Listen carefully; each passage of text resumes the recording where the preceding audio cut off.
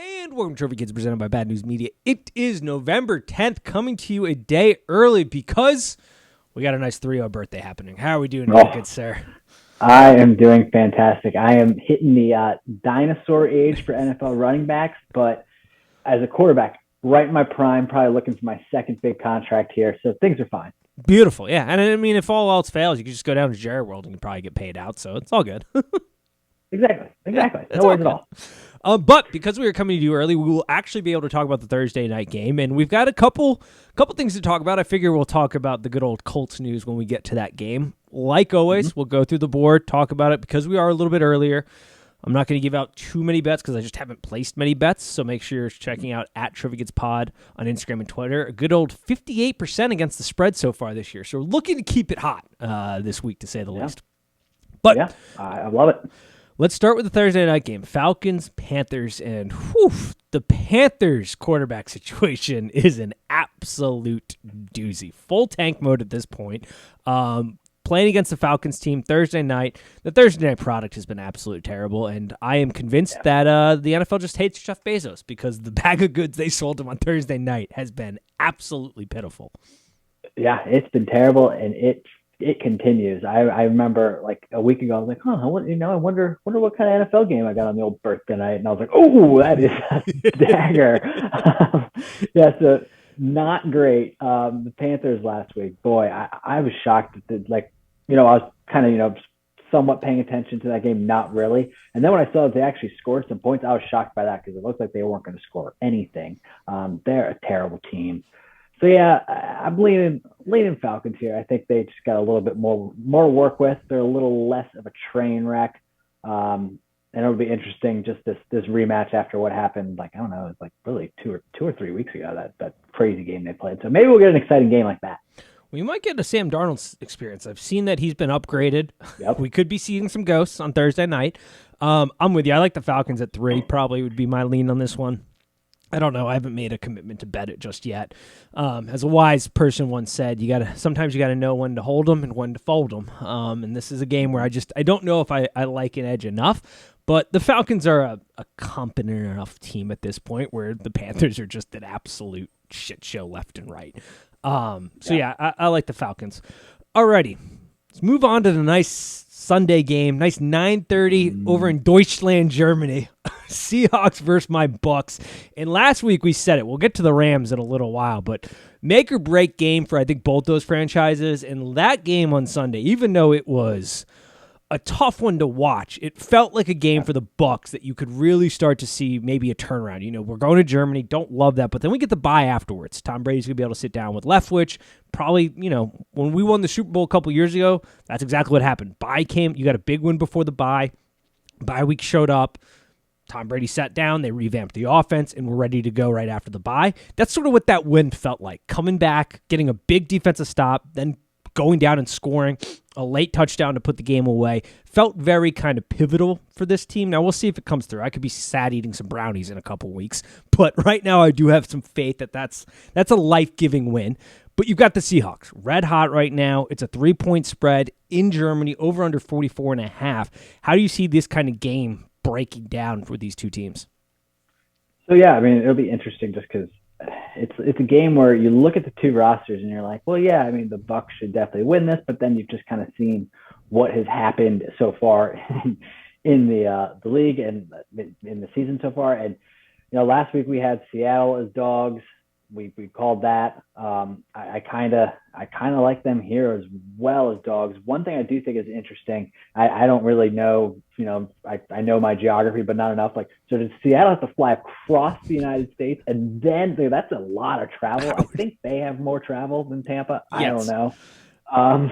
So that's a factor, I think. But I don't know if this Tampa Bay offense can keep up with this Seattle offense. That's something I'd be very concerned about. So I'm taking Seattle probably on the plus money here. My goal is just to get through this game healthy and get to the bye week. I do not care if we win this game. I don't think we're going to win this game, especially with Todd Bowles coming out saying, we need to run the ball more.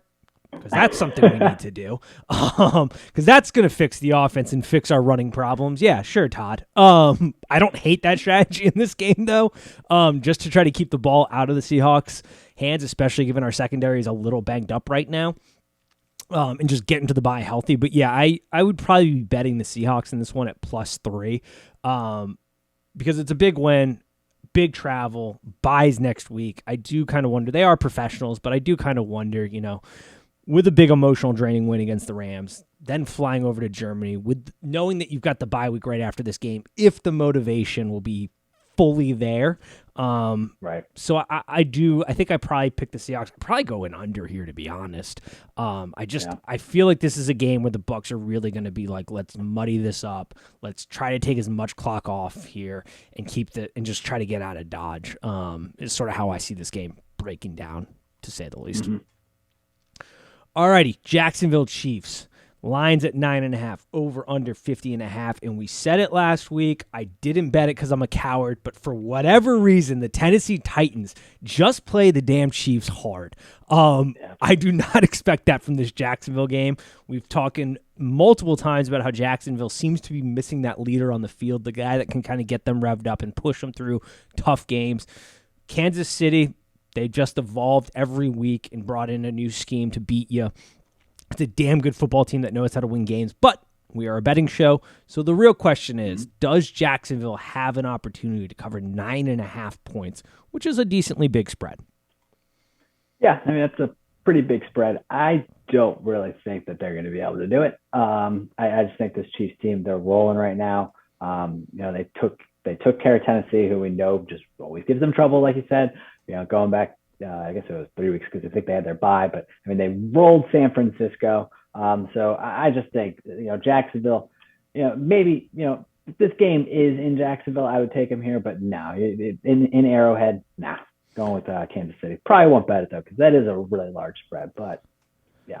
Yeah, I think I'll probably stay away from betting it. Maybe look at a Chiefs line, maybe a team total or something is something that might be interesting to look at.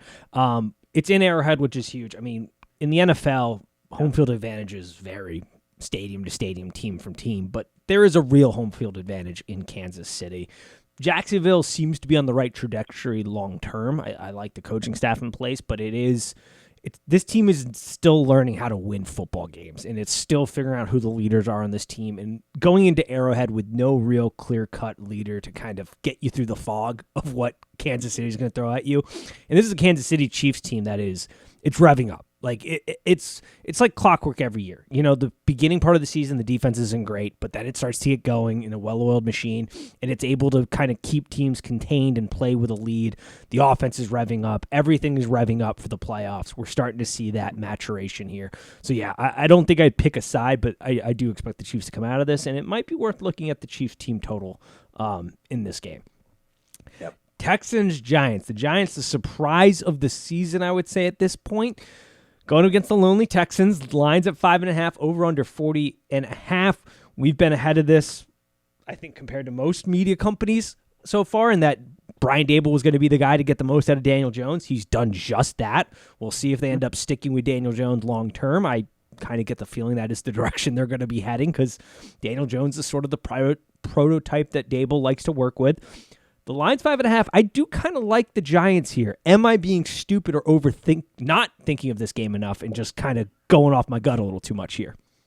No, I don't think. I like the Giants here as well. Texans, I mean, we watched them last week on Thursday. They're an interesting team. They have, obviously, it's the Dameon Pierce show. I think this is going to be, really just kind of a running back type of game. And Houston last week, even when they were down against Philadelphia and kind of had a chance to remain in the game. I mean, I don't blame him because he's good, but they're still turning around and handing the ball off to Dameon Pierce. And I'm like, we might want to throw the ball. So yeah, I think they're pretty much in tank mode here. The Giants have a lot to play for. They want to come back off the bye after that. They went into the bye with an ugly loss. So I like them here to probably win by. I like them. If this were to move past 6, I don't like it. But you grab them here at 5.5. I like that. Yeah.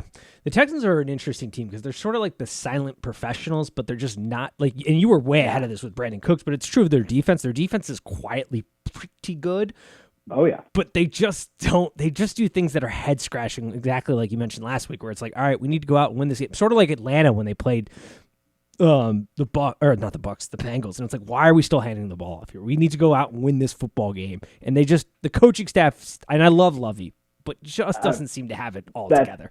I was kind of just about to say it's kind of like a 1980s football team, and I like Lovie Smith a lot too. But I mean, he's always coached teams that really pound the football. Yep. And kind of getting away from that. Yeah, in today's evolution of the game, it's that style of football just doesn't win anymore. But it is a lot of silent professionals. It's a team that is worth looking at betting wise week to week. But yeah, I think the Giants have this one covered.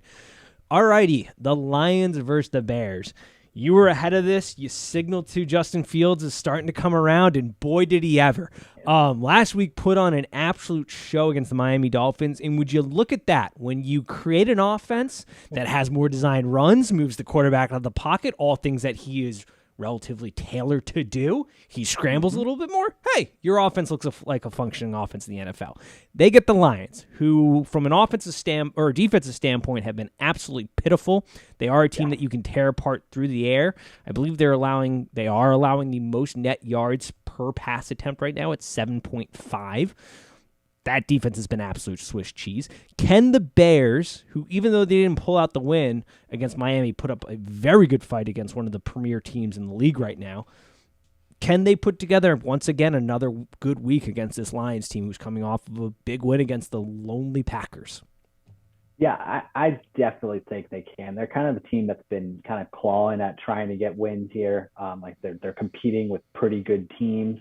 So yeah, I think they're kind of due. It's almost like due theory for the Bears to just finally, kick someone's ass. And I know they did kick New England's ass not too long ago, but I think they're due again just because Fields, like you said, he's playing out of his mind. And just the Lions, they went out last week and beat the Packers, and the Packers are so bad. They're one of the worst teams in the NFL, I think. Yeah, easily, yes. And we're going to get to them in a little while here, but I 100% agree with that. And to Bears' credit, I mean, since that Pats game, the coaching staff has also stepped up for the Bears, which I guess, we should be giving them a little bit more leeway. We're going to talk about Josh McDaniels in a little bit. But, this is a new coaching staff figuring some things out, working through some things. It's been pretty ugly, but it does seem that they have finally realized, hey, we have a pretty mobile guy behind center. He's a guy that if we can get out in space, can make some damn plays like they did in college, and would look at they're making plays. And I do like them to take advantage of this Lions team, which is a decent team-ish. They can stay competitive in games. That's really about it. They get the lonely win against the Packers. But yeah, I like the Bears in this spot. This is a game I did go out and bet. It's one of the few this week I have laid a wager on so far at 3. And I think we're both on the same page. The Bears have their guy, I think, at this point. I think at this point you just say, hey, Justin Fields is our guy. Let's start to build a team around him. For sure. Alrighty, Saints-Steelers. Line is 1.5. Over under 40.5. This game stinks. I have no interest in watching this game whatsoever. At this point, I have more faith in the Saints, but that isn't saying a lot. I don't know what your feelings are, but at this point, I lean Saints. Andy Dalton has shown that he's a competent quarterback who is nothing special, but in a game when you're playing a Steelers team that really can't push you too much, I kind of like the Saints here. Yeah, it's a terrible game. I like the Saints here as well. I just think they can do a little bit more on offense. I trust them a little bit more. The Steelers, it's been disappointing. And it seems like I'm whiffing on my Najee Harris prediction where I just think from rookie year, I thought he was going to be a stud.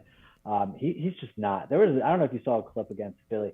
He caught a ball out in the flat. It was 3rd and 2. And, I mean, he's massive. All he had to do was just turn and just run upfield. And he just, turned and just – it was just the most bizarre. He just started dancing, and he just didn't go for the first down. He didn't get it. And I was just, it's not going well there. He's trying to do too much of a Le'Veon Bell impersonation, and the man needs to understand he's a power back who has great speed and just fucking hit holes hard and go. He dilly-daddles. So, I mean, it's like he's at his high school prom. He's dancing around holes. Just hit the hole and go. Go. I don't know what he's doing. Yeah, that's all I got on that one. Not much. Browns, Dolphins. Lines at 3.5, over under 48.5.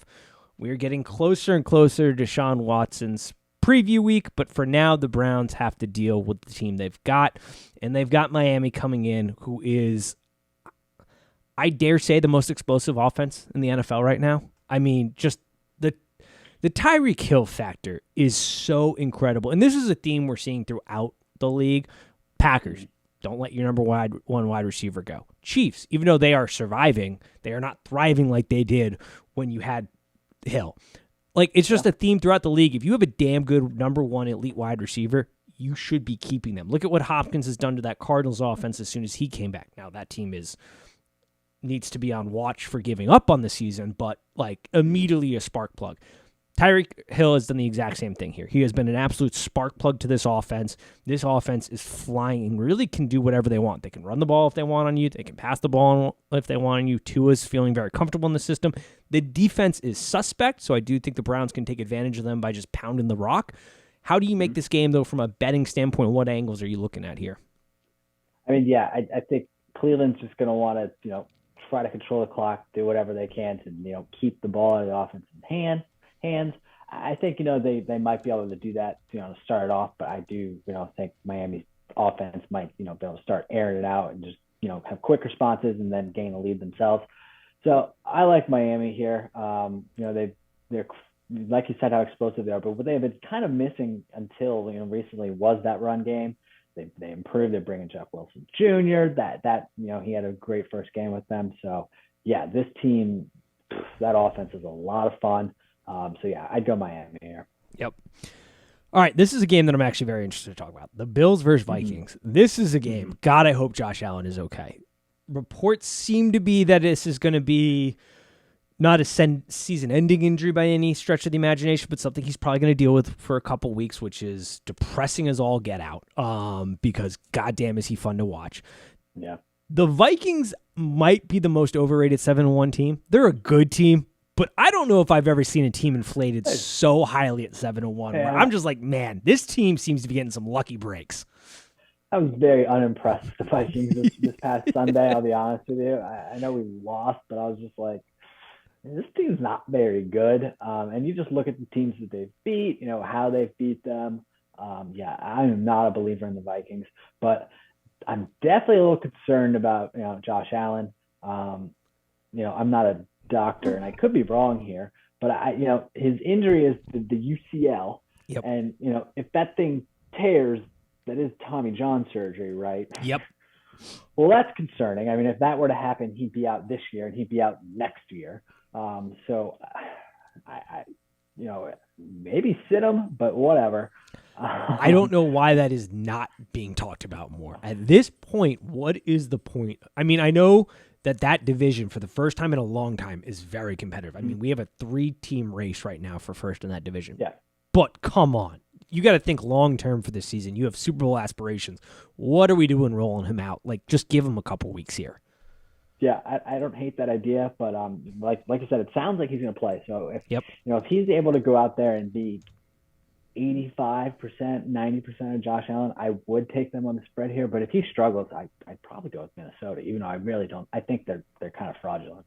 Oh, yeah, 100%. I mean, I have faith in Josh Allen just because he did whip the ball at the end of the game, and he wouldn't be able to do that if the elbow wasn't somewhat good, but it's clearly banged up, and it is an injury that you are walking a razor-thin line here between season and next season-ending injury versus, and this is a window for the Buffalo Bills that, while yes, it's fun to watch, it is closing relatively quickly. There's a lot of guys on defense that are going to have to get paid. Offensively, we know things can go quickly, especially for a guy that relies so much on his physicality.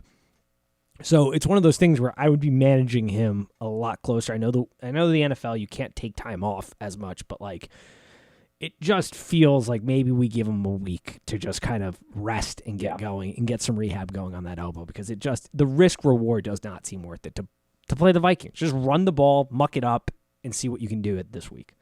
But agreed. They're gonna play him. Me and everybody in Buffalo, well, I'm not in Buffalo, but every Buffalo fan is going to be a nervous Nelly, because I just want good football in the playoffs come around, and I want Josh Allen to be around, because damn is he fun to watch. Yes, exactly. All right, Titans-Broncos. I don't know what to make of this Titans team. I don't understand it. It makes no logical sense. I don't know how every year they give the Chiefs fits. This is a team that just during the regular season is an absolute beast and then disappears in the postseason because we know what they are, but they seem to define logic during the regular season. Going up against a Broncos team that, rough doesn't even begin to describe the situation going on in Denver. Over-under is 36.5. Man, is that low. The line's 2.5. What are you making of this game? Over under 36.5. Is that a team total? What am I looking at here? Unbelievable.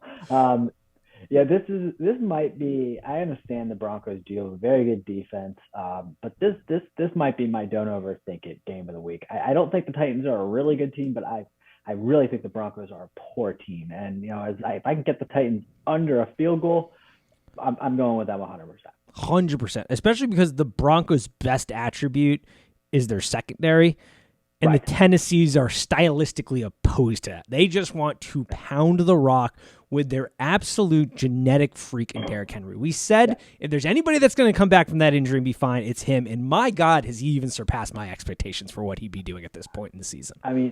Tennessee right now is looking at Denver's defense and their secondary going, oh, you have a good secondary. Well, good for us. We completed 0 passes to wide receivers this past week. So that's fine. We'll run the ball. 2022 in the NFL, and that is a legit stat. 0. Unreal. I was like, unbelievable. I was like, what? Yeah.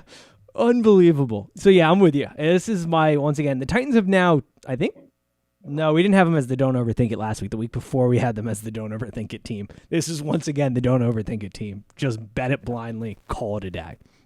Yep, it's fine. All righty. This game has so many angles. Colts Raiders.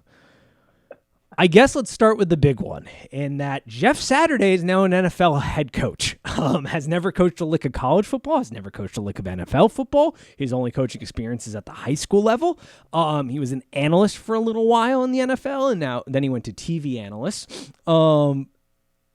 Nobody that's playing calls on Saturday for the Colts has ever play called in an NFL game. Going against the Las Vegas Raiders, who... honestly, if you told me Josh McDaniels had never called plays in the NFL, I wouldn't be surprised for what we're seeing this year. Yeah. I guess let's maybe just start with the human interest piece in Jeff Saturday. What in the world are the Colts doing? I don't understand. I have no idea. But Jim Irsay had the quote of the year. He said, "We were lucky he was available." I'm like, well, of course he was available. He's not a fucking coach. Like, are you kidding me? So, yeah, that made me laugh really hard. I don't know what they're doing. I don't know. I like Jim Irsay because he talked down about Dan Snyder, but I have talked down about Jim Irsay in the past, and that whole press conference was wild. That whole thing was wild from start to finish.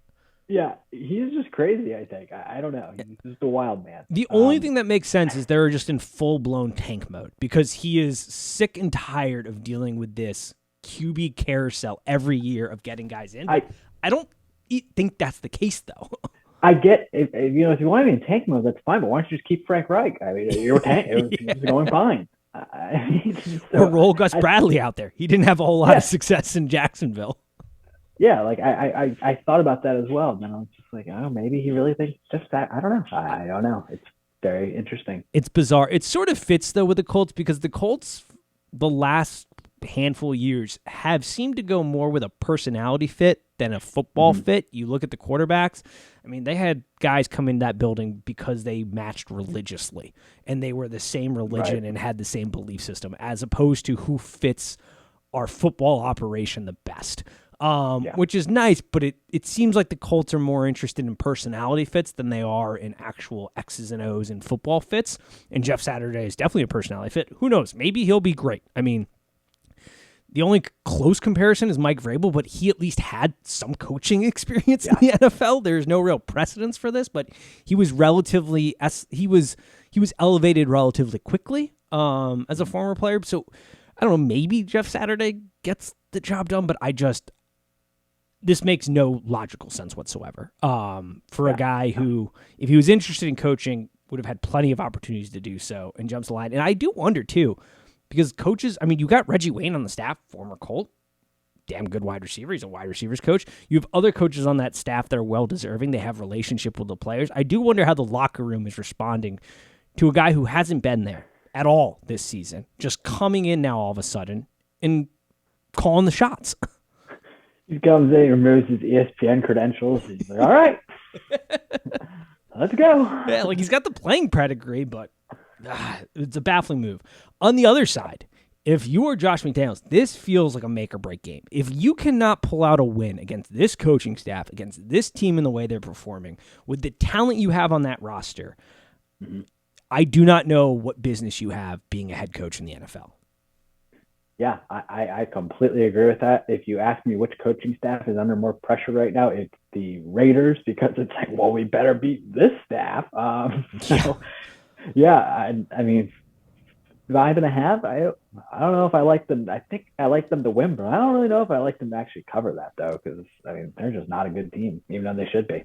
That has been one of the most head-scratching things this season. I didn't expect the Raiders to be that good. I gave out their team total under on the season on this podcast. But to not be competitive and to just lose games in just baffling fashions when you have the talent you have on offense. And we talked about it last week. Derek Carr is the only quarterback to get an elite wide receiver and get worse. that comes down to coaching at this point. Like, that's all it is. Yep. Alrighty. Two teams that are a lot of questions. Arizona Cardinals, Rams. Lines at 1.5. Over-under 41.5. Cardinals are on the kind of might be quitting watch. Like, they are on quitting watch for sure. And then the Rams, my question is, do we think it's time to just sit Matthew Stafford? Because he's been dealing with an injury himself in his arm and his throwing ability. And this team, I said it last week, the Bucs game was a make or break. There is no Super Bowl aspirations with this team. This team is not good enough. Nah. So is it time to think long term? And if you want to get another year out of Matthew Stafford, do you maybe just think about sitting him for the rest of the year, or at least until he gets healthier? I mean, yeah, you might want to think about it, because, I mean, while, like, we talked about how last game was kind of make or break for both teams, the Bucs, I mean, with how terrible that division is, they really could have lost. But LA, they could not lose and then still think that they're an actual legit team. They're not.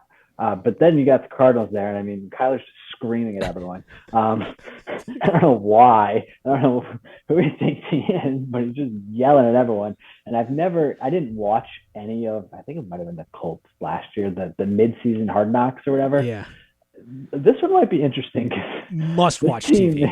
Yeah, this team is just a little, I don't know, just a little volatile on the sidelines. So I'd probably take the Rams, even though they're really crumbling too. But just the Cardinals, I mean, they're just crazy. They're all crazy. They're an absolute disaster. That is going to be must-watch TV. The fact that franchise bet their long-term future on Kyler Murray and Lincoln Riley. Oh, man. We're in the wrong business. We need to start to get in the GM business here, because, my God, what is going on? Or the consulting business, I guess. Because that I could have saved that franchise millions upon millions of dollars. If I could do anything in life, if I could have any job in the world, I would be a terrible NFL head coach. I'd be Matt Rule, and I'd be sitting there just collecting checks after getting fired.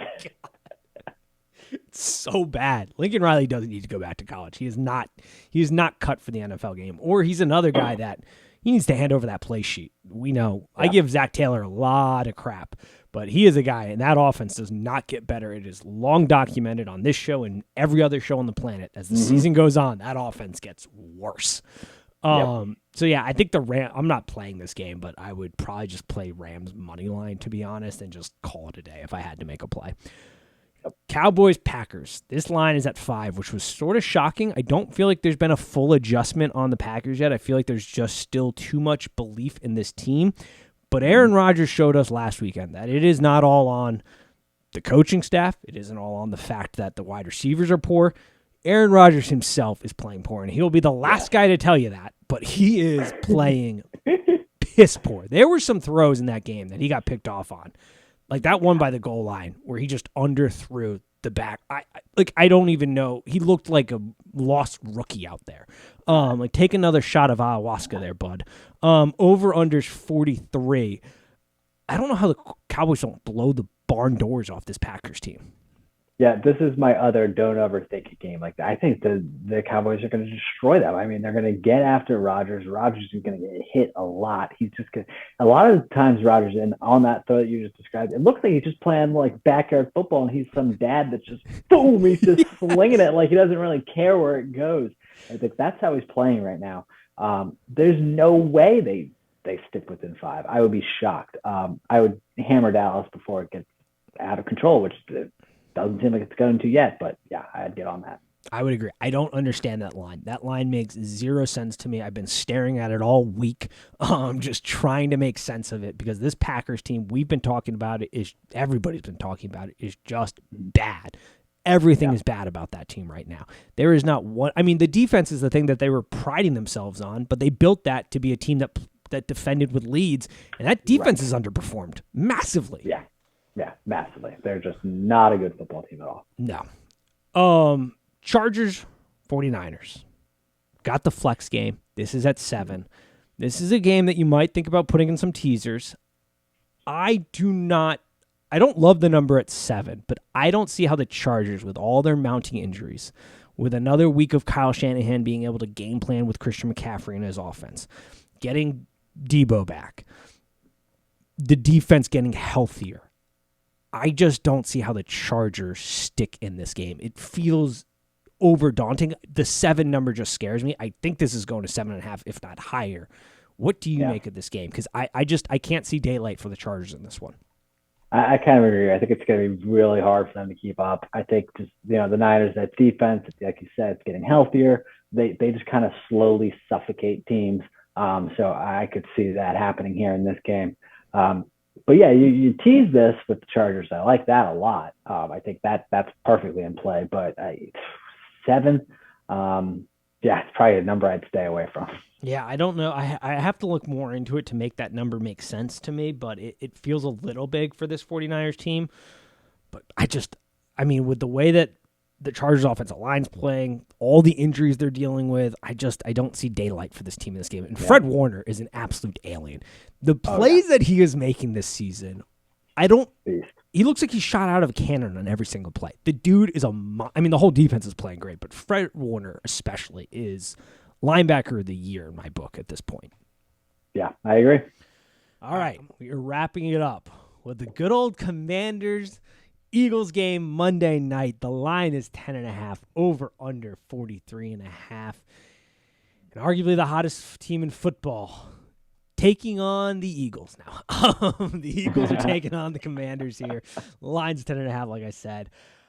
The Commanders are a team I bet last week. They were my bet of the week. They covered that number due to some very fortunate luck with a referee setting a pick and some other ballsy things happening. But this is a team's defense that has slowly been playing a little bit better, getting more pressure. Chase Young has been back at the facility. Tyler Heineke's doing Tyler Heineke things-ish. What is your level of hope? This is your team. How are you feeling going into this Monday night game against the Philadelphia Eagles team that at this point most people deem unstoppable, which I don't know is entirely true, but. Yeah, I mean, I think, they are stoppable. I don't know if we're the team that can do it. I do love what we've seen out of our defense. Jonathan Allen and Daron Payne, our 2 defensive tackles. I mean, they dominate games. They're very fun to watch. And finally, very quietly, it's been a while, but Jamin Davis is coming around. That he is a guy that I was very high on and has been very underperforming. Yes, he has been underperforming greatly, but he has come around and he's playing a lot better. So there are a few things to get excited about. One thing about Taylor is he does keep us close in games. He didn't play in the first Philly game. Carson played the first game and he was a statue and he just got destroyed. Taylor will run around. I think, we could possibly cover. I find it really hard for us to win the game. I will say this, though. In the past 2 years, I have put, as an emotional hedge, I have put large dollars from me on 2 games on this Washington team. I did it against the 11-0 Steelers. I lost that, which was fine. And then I did it last year against your Tampa Bay Buccaneers, and I lost that. And I plan on doing it this week against the Eagles. I find it, unlikely that I will lose that wager as well, but I'm willing to. But yeah, I think we can cover, but we're not winning the game. No way. No. And I think what also helps in this is we've seen the Eagles have this attitude where they kind of get up big and then they just take the air out of the ball and they slow things down. And that's when the Commanders can really kind of come back. So a live bet, too, might not be the worst thing in the world to be watching the live number, because I would not be shocked if the Eagles get out to a big lead early and then kind of dial things back. Yeah, Davis is finally realizing he's fast as shit and can feel comfortable. Real fast. Yeah. It's like, took him a while, but then he's like, oh, yeah, I'm super fast. And as long as I play just natural football, like this game, don't overcomplicate it. He's doing all right, doing much better. I'm waiting for him to just either, pick a ball off in space and just fly to the end zone, or just luck out and like scoop a fumble and just like really gallop home. I'm waiting for it. I know it's going to happen eventually. Dude's got some jets on him. Yes, and that's what I liked most about him. And he's finally realizing it's like the defensive tackles who translate from college to the NFL and they don't realize how strong they are. And like halfway through their rookie year, it's taken Davis way longer than that. They just realize, oh yeah, I'm strong as shit, and just start throwing people around. Like your D tackles are doing. Took them a little bit into the season to get like, oh yeah, we're big boys up front, and like there are very few offensive lines interiors that can hang with us. Seems to be the general census around the Commanders' defenses. They're realizing, oh wait, we're a half decent unit. It just took It took the early part of the season for us to remember that, and almost a damn mutiny against Del Rio there for that to come into play. Yeah, I mean, they definitely have a playoff-capable defense, just not a playoff-capable offense right now. But we'll see. I don't know. I don't hate staying in the number. Like I said, I think live betting this team is a possibility, and I think staying within the 10, because the Eagles do tend to get out to big leads. But the Eagles, I think at some point we all need to start pumping the brakes a little. I love the Eagles right now, and I have a future bet on them to win this division and to go far, but they have shown a propensity to be slightly overrated. That offensive line is showing some holes in it. The defense is very good. We'll see if Jalen Hurts can continue this. I'm pumping the brakes a little bit. He has shown a propensity that if you take away the sidelines, he isn't the best attack in the middle of the field. Now, having A.J. Brown has drastically changed that for him. But we'll see if that continues. I'm just saying people are getting very ahead of this, and I'm like, all right, let's pump the brakes a little bit here and not get too over our skis. But it's a damn good football team overall. For sure. Alrighty. Anything else before we wrap this up this week? Nothing major. I just like how the year's kind of going. We originally thought AFC was like 2-team battle. I no longer think that. The AFC is pretty wide open. I mean, Baltimore. Baltimore has only one remaining game against a team over 500, and also Baltimore has had a double-digit lead in every single game they played in this year. What? One, that's insane. But the brink trucks that Lamar is going to have to have them back up with that stat is incredible, because you look at his supporting cast, and outside of Mark Andrews and Isaiah Likely, there ain't a man worth his salt on that offense. Not at all. And just the fact that he's been able to achieve double-digit leads in every single game this season is unbelievable. It's unbelievable. That is crazy. I mean, the meltdowns at the beginning of the season were hilarious. But yes, that is incredible for that team. And Hardball, a guy who he gets credit, but I don't feel like he gets the upper echelons of credit that a lot of these coaches in the NFL get right now. I would agree with that. Yeah, he probably does deserve more credit. That was one thing I did also meant to mention against the Bears. I am so tired of all these coaches. Like, the profession of coaching has been boiled down to just systems nowadays. What happened to the coaches that were like, let me tailor my system to what I have available? Like, so many of these coaches are taking square pegs and trying to jam them into round holes. We saw that in Chicago. They finally adjusted that system to get more designed runs for Justin Fields, to move him outside the pocket. And what would you know? The offense is starting to hum. We see this like across the board. Andy Reid does a good job adjusting. Bill Belichick does a good job adjusting. All the good coaches do. But there are so many coaches. I am so sick and tired of being like, my system. Adjust your system to what you have. I agree. You're supposed to be a coach. You need to adjust. What's going on? Unbelievable. And we see it in college too all the time. That one, that's the one that baffles me the most, because you are so, like, recruiting is so up and down. Like, the fact that you can't adjust year to year for some of these coaches is ridiculous. But in the NFL, it pisses me off so much, because it's like the profession of coaching, realize what you have. There's just so many guys that I don't know. It's such an incest pool of coaching right now in the NFL that Yeah. we need some. Maybe Jeff Saturday will be a refreshing change of pace. I doubt it. As a gambling man, I would bet large sums of money that that's not going to be the case, but we'll see. You never know. They're thinking outside of the box, that's for sure. I'll end up on freezing cold takes with that one, but whatever. All righty. That'll do it for us. As always, peace.